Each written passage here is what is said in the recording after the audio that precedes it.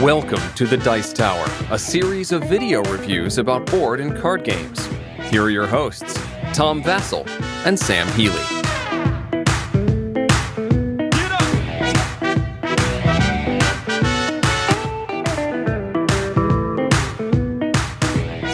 Hey everybody, Tom Vasel. Zee Garcia, what's happening? Sam Healey, what's up? Today we're taking a look at one of the hottest games at Gen Con 2015, I think. Sure. There was certainly people running to get it every day. There were long lines. This has been a game that originally came out in Europe, and there wasn't a copy in English for several months. I believe it came out around Essen time or a little bit after Essen. I believe so, yes. And obviously with a title in, the one I've seen was a title in Polish. And a few copies of that were floating around, but the game was not in English. You had to find a way to figure out how to play. And this being a reprint, it changes a few things. It's not quite a straight reprint. The theme of this game is that a murder has been committed, and we are trying to figure out who the murderer is. We are paranormal psychics. We are having some sort of seance, I think. And the ghost, one player will play the ghost, and it's a cooperative game, everyone's working together, and that ghost is trying to give clues to the psychics so that they can figure out who the murderer is. Like this.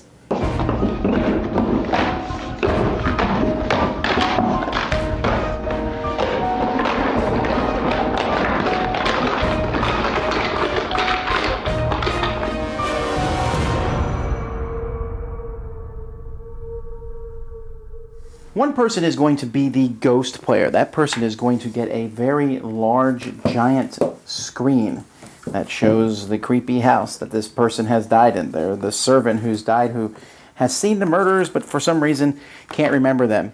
Each other player is going to pick a character. You get like a little pocket here in which you're going to hold some clue cards later on.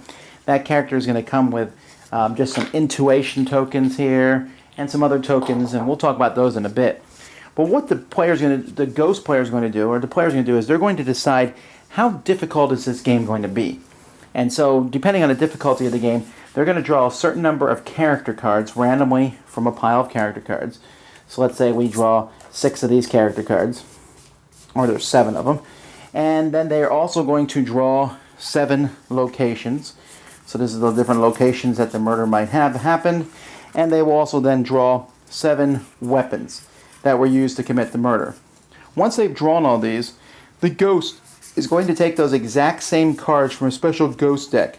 There's a card that matches each one of those cards out there.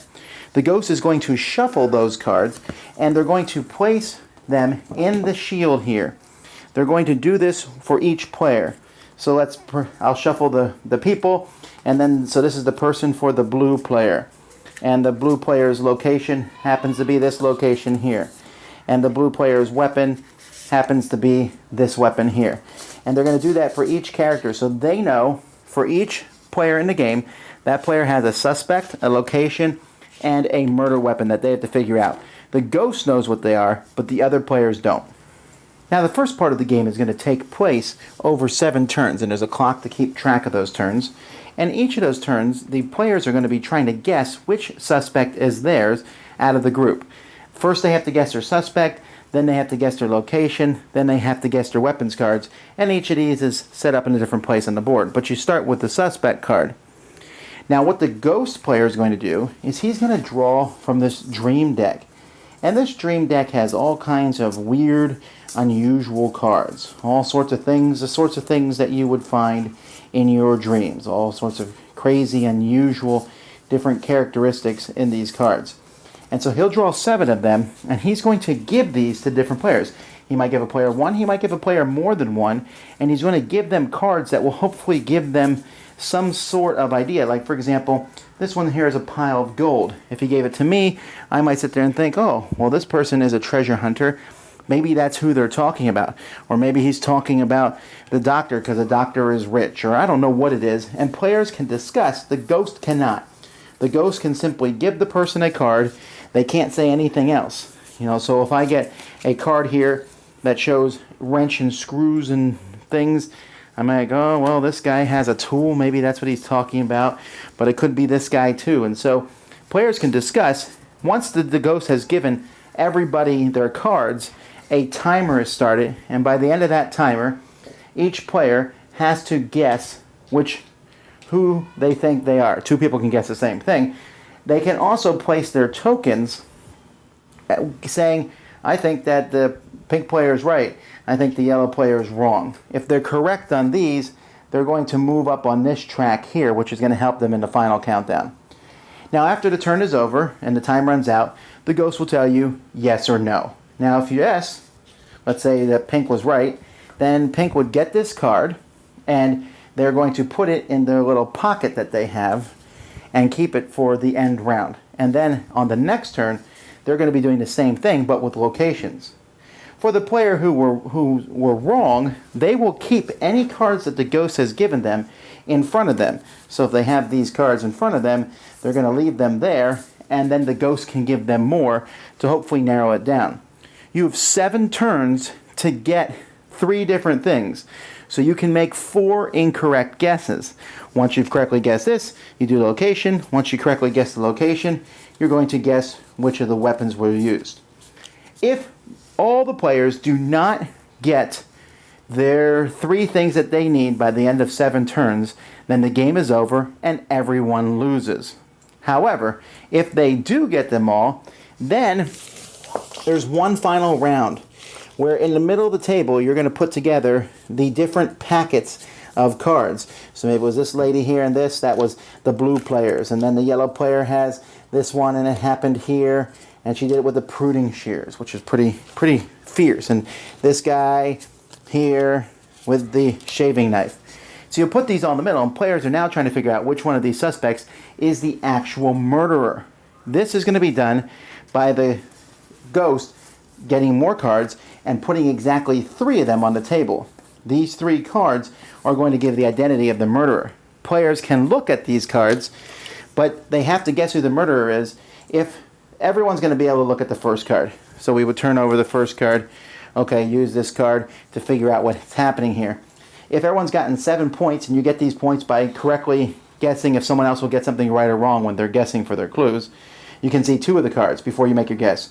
And if you get 10, you can see 3 of the cards before you make your guess. If the players correctly guess the murderer, then everyone wins the game. Otherwise, they lose, since it's kind of a cooperative game. And then you can start another game with a new ghost and such. So that's basically an idea of how the game works. Well, first of all, I think we can agree that this is a lavishly, nicely done production. Oh, for sure. It's Very much so. It's a serious production of the game. I wouldn't say, in my opinion, I don't think anything is unnecessary, because I do think that all these wonderfully produced bits do add to this experience, and it's a game that heavily relies on setting up the vibe for it. If you set this game out with a well-lit room, and there's people over there making a ruckus, and there's people eating Cheetos at the other table, and you try to play this, it doesn't. You're doing a disservice to the entire game and what it could be. I think maybe there's a few things, like behind the shield, it's like push the red thing forward if you've given him cards. Well, I'm pretty sure I will remember if I've given you cards or not. The shield itself, I normally have a problem with those big shields. Mm-hmm. They're usually like wonky, but this one's pretty cool with the pockets and putting the things in. Right. It's probably one of my favorite shields ever. It's a really nice shield, and I was actually thinking about those pockets when you were going through those, how it's lavishly produced and everything. That's one of the things that, it's a small thing, but it's really cool to be able to just tuck the cards in there and have them in front of you the whole time. And then stuff like pushing the red thing forward, as a reminder, I think that's cool. All right. Well, it's a whole new thing. The shield is a brand new idea for this printing of the game. Yeah. In the original one, you simply laid out the cards in front of you, which meant, oh boy, let me pick these up and look at them 15 times throughout the game. I think that's a major move in the right direction, the shield. And the crows on top of the shield, that kind of fit on top of the shield, that was a cool addition. Yeah. The crows, which I didn't mention in the run-through, are basically when you draw cards as the ghost, you can say, I want new cards, but then you have to put a crow on the top. And you get a certain number of crows based on how difficult the game is. Right. And you can make the game more difficult by basically adding more of each thing out there. There's ways to make the game difficult. The game is not the easiest one in the world. Yeah. The cards are going to remind you of another game, those dream cards, and that would be Dixit. Yep. I mean, honestly, if there was some way I could mix these cards with Dixit, I would. I think you could use, people have said you could use the Dixit cards in this game. Sure. Although I feel like the ones in this game are made Yes, they are. to match some of the clues, do you think? Mm-hmm. Well, I think there's more. I think Dixit cards are a little bit more barren than these cards. These cards are more complicated by design. They have a lot of things going on. Yeah, in each card. Whereas Dixit cards, there might be a card that has one thing. Right. But if I could find opaque sleeves, Yeah. I could use it, or you could just pull this deck out and say, this is the deck we're using for Dixit today. Are they the same size? Yeah, they are. They are? Okay. So it's an interesting thing. The game itself is a cooperative game, and it's kind of an odd cooperative game in the sense that one person is the ghost. And they're playing a very different game than everyone else because they simply give stuff out and they don't say anything. Everyone else is cooperating. The ghost is more of a, almost like the moderator in Werewolf. Mm-hmm. Although they're going to suffer a lot of abuse over the game. Verbal abuse. This doesn't mean anything! And you're not allowed to make any facial expressions or anything. You just got to sit there and just let people yell about how stupid your dream was you gave them. Mm-hmm. Yep. Marty Cannell knows all about that. So overall, what do you think of the gameplay itself? I really enjoy it. One of the guys at the live show at Gen Con said very, I think, succinctly and very plainly that this gives Dixit a reason. It gives a schematic that makes Dixit understandable and worthy of playing, I think. You brought up the... You're not a fan of Dixit. No, I'm not. Okay. I don't enjoy Dixit that much at all. But this I do enjoy because it lays that thick, I think, layer of theme over Dixit that makes Dixit reasonable. Mm-hmm. And so I really enjoy the gameplay as far as taking, the ghost gives you a picture and you have to look at the available vices, whatever they might be, whether it's a weapon or a place or whatever it is, and you have to take that picture and match it to one of those things. And in your mind, well, that's obvious. It obviously matches that. But in the ghost's mind, it was like this over here. Mm-hmm. And you have to kind of read his thoughts almost and look at the picture from his point of view.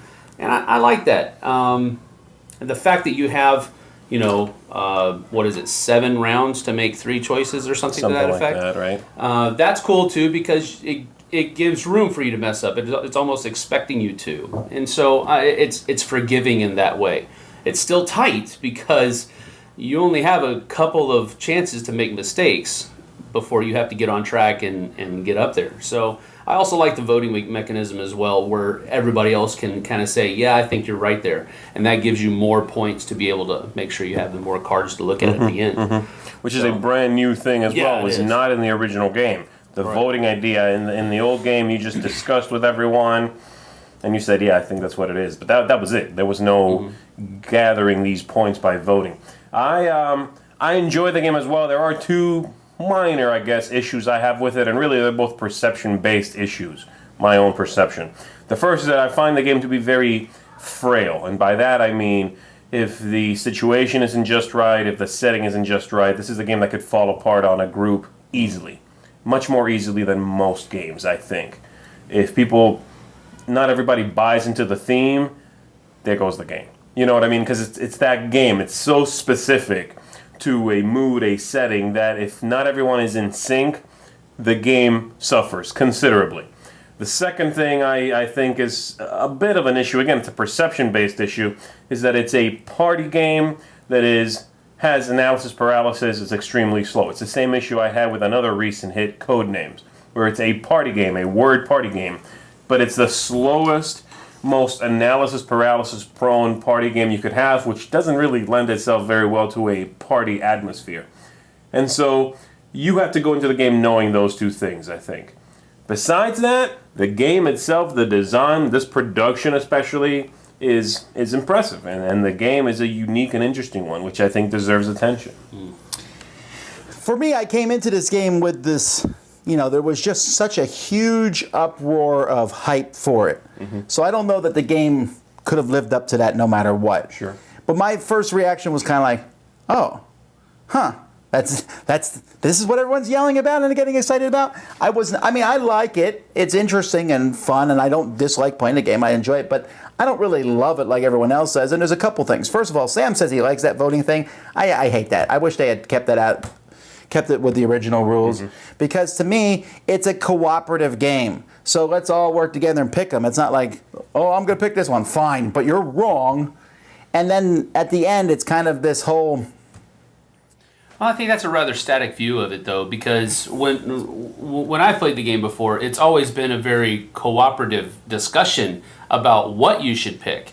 I mean, all of the people are talking about it together, and so we're all saying, well, this is what you should do, and but you've got this thing in the back of your head where, no, I don't think that's right, and you go with your own instinct based, in spite of what everybody else is saying, and so then everybody says, no, dude, you're wrong. You got to see that, and you're able to vote on it. And there's that time where the people say, "See, I told you we were right," and you were like, "Oh, okay. Well, then now you have to." It's just another layer of theme. I guess, but I like it simply for the fact that it gives you one more choice during the game. Yeah. You don't do that many things in this whole game. Right. That's true. You don't. One more thing you do every round.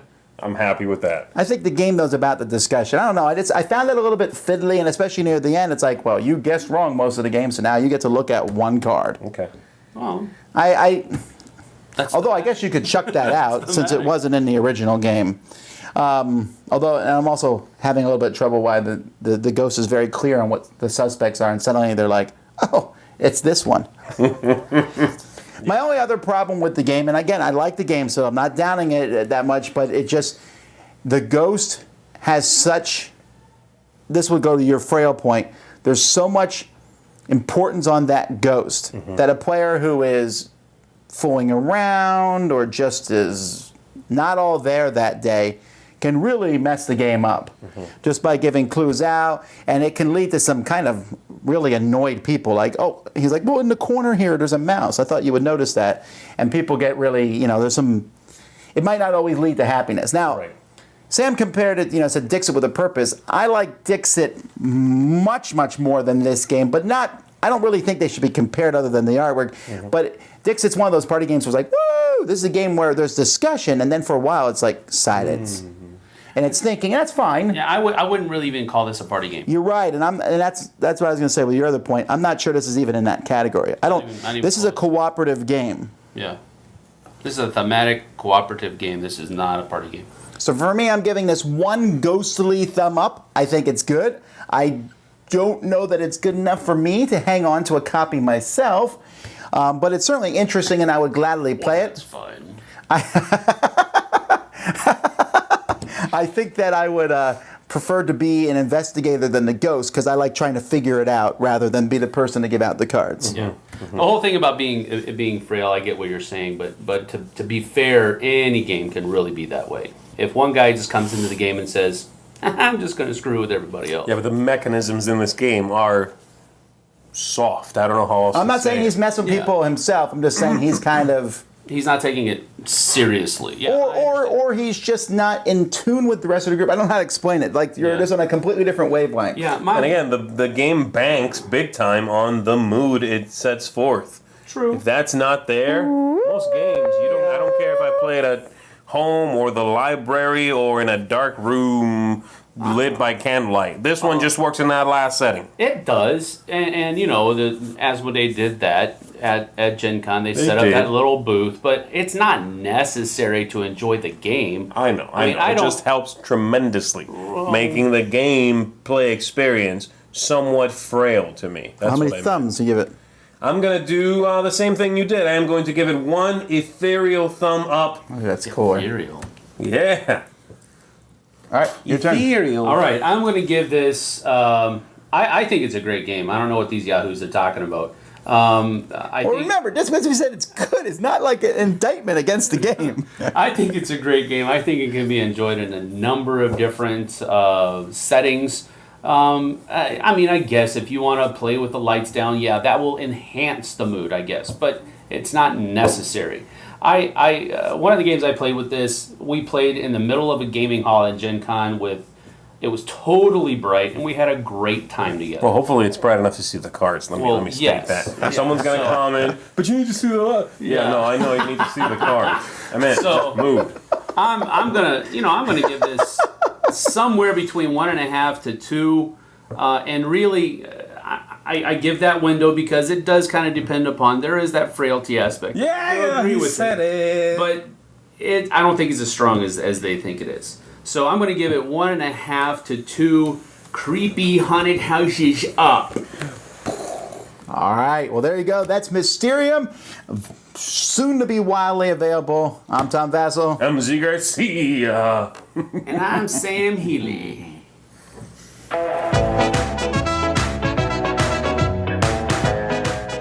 Thanks so much for watching the Dice Tower videos. Find more great videos and reviews, as well as our top-rated audio podcast at Dicetower.com. You can also find other great shows at Dicetowernetwork.com. I'm Eric Summerer, and you've been watching The Dice Tower. The Dice Tower is sponsored by Cool Stuff Inc., where you can find great games for great prices. Cool stuff in stock. Check them out at CoolStuffInc.com.